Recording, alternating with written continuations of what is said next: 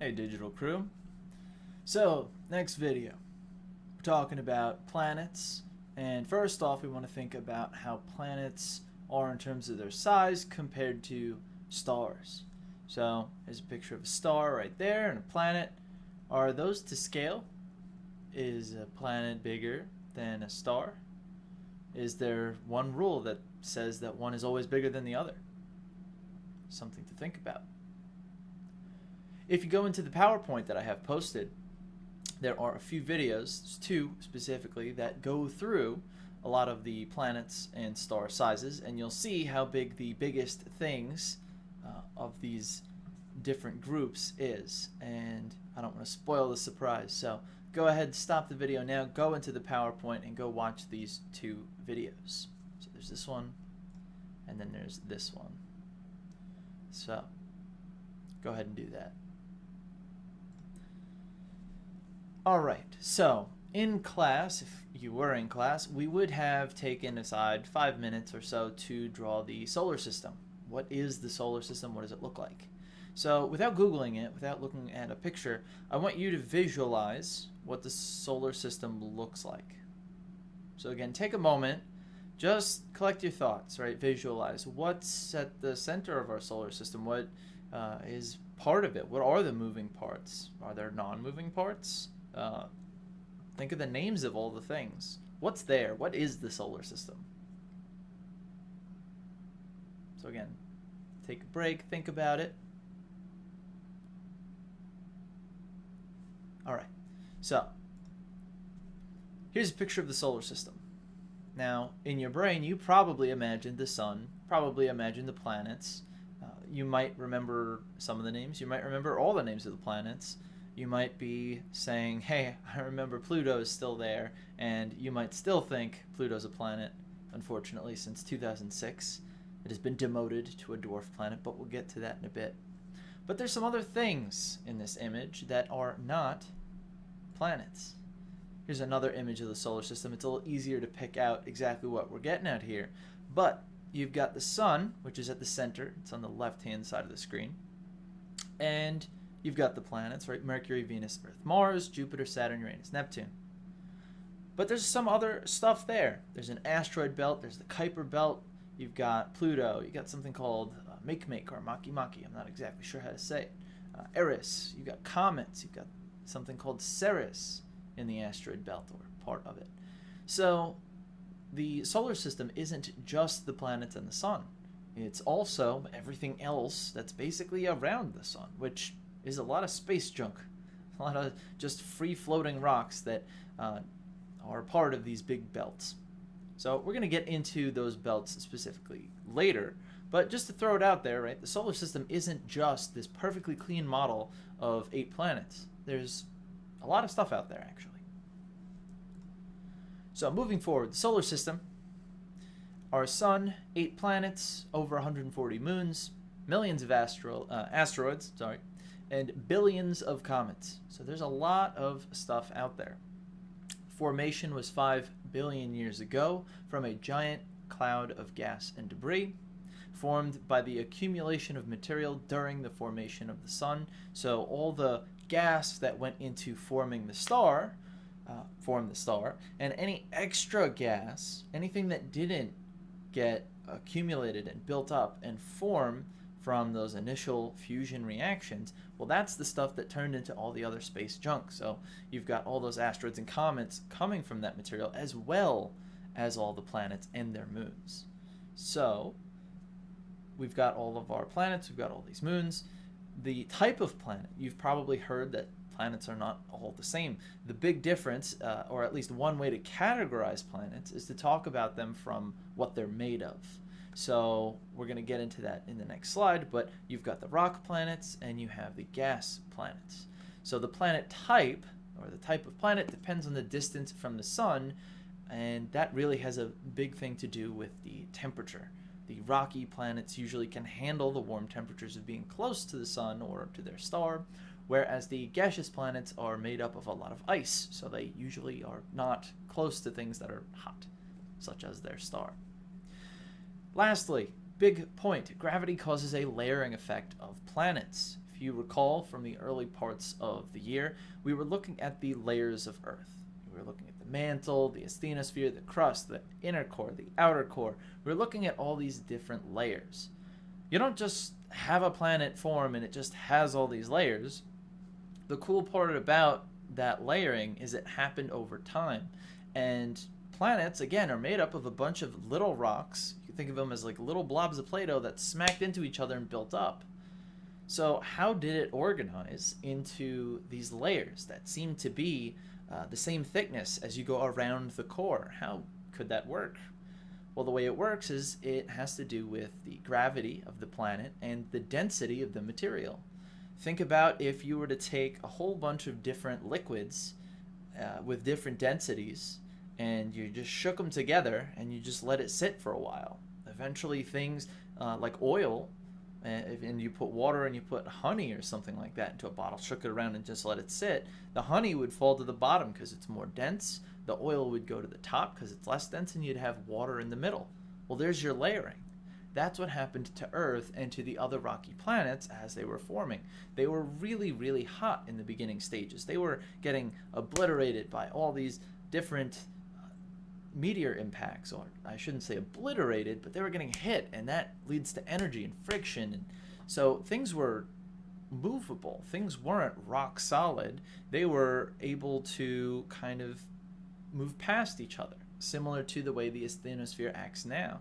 So you had all of the heavy things go into the core or around it or down, and then everything that was lighter rise up to the surface. And that's why we have all the different layering effects that we see of the planets. So moving forward, the sun. Yes, it is more important than your cell phone because it charges your cell phone in some indirect way.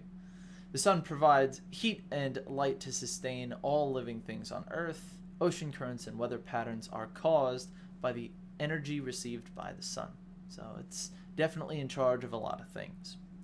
Our sun is 300,000 times the mass of Earth, 109 times the diameter of Earth, mostly made up of hydrogen and helium, and it has existed for just about 5 billion years, and it's got another 5 billion before it transfers into the next part of its life cycle into a red giant, if you recall from the previous video where we looked at the life cycle between low mass and high mass stars. If you haven't watched that video yet, definitely go back and take a look.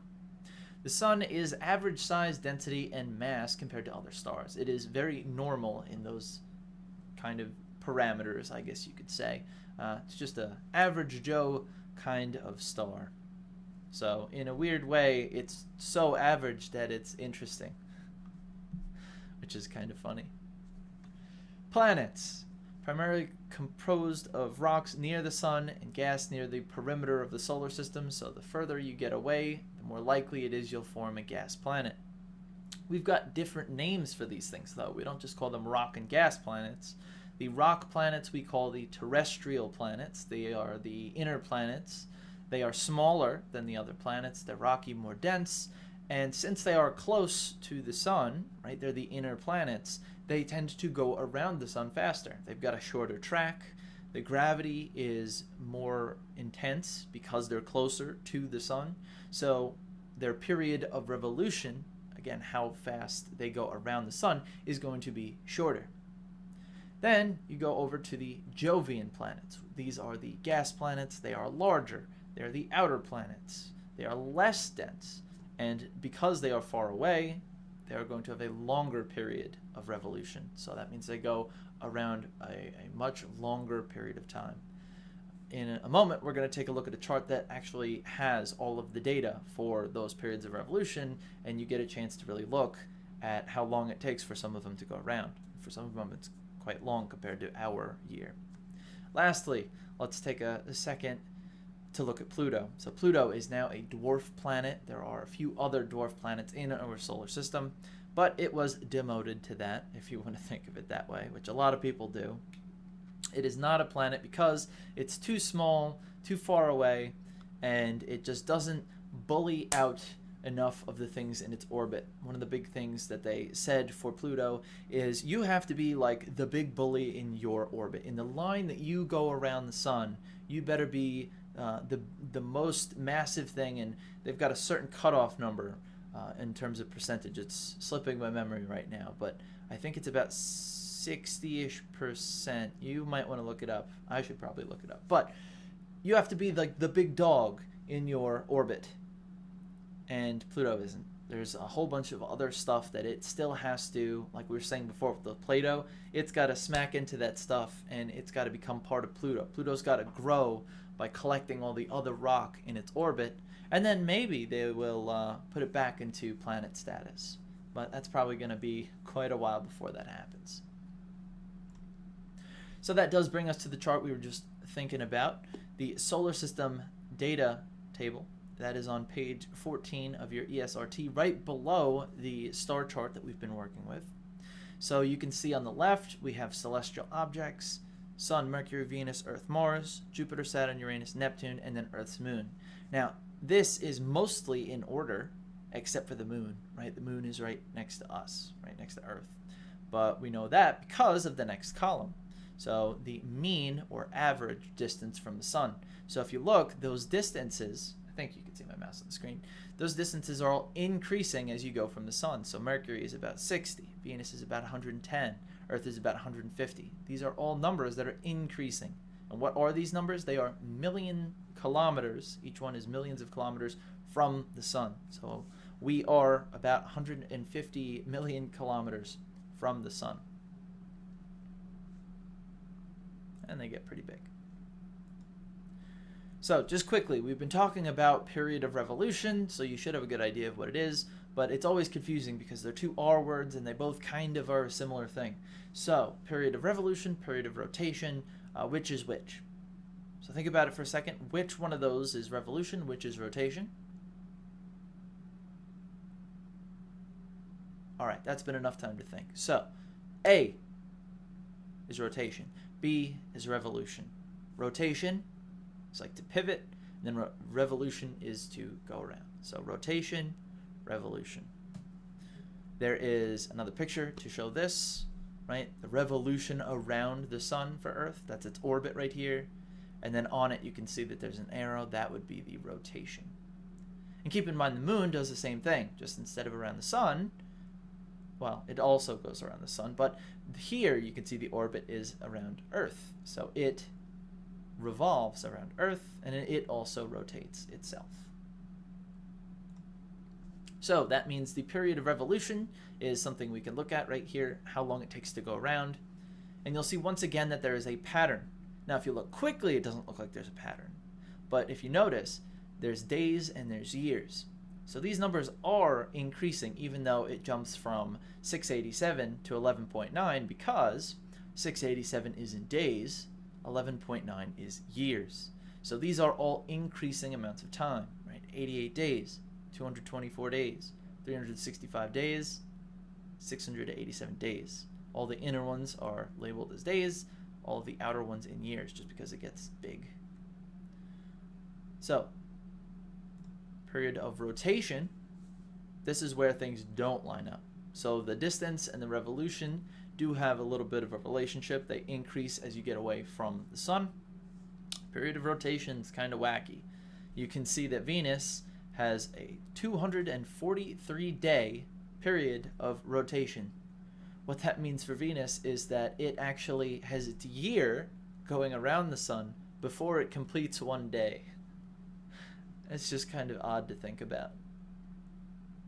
The other ones here are in hours. There's a couple other ones with days. And also, kind of cool fact, the sun does rotate itself. So 27 days for it to go full circle. This brings us to something that's called eccentricity. This is something we are going to calculate later. It's part of a lab that we'll probably end up doing in a week or two.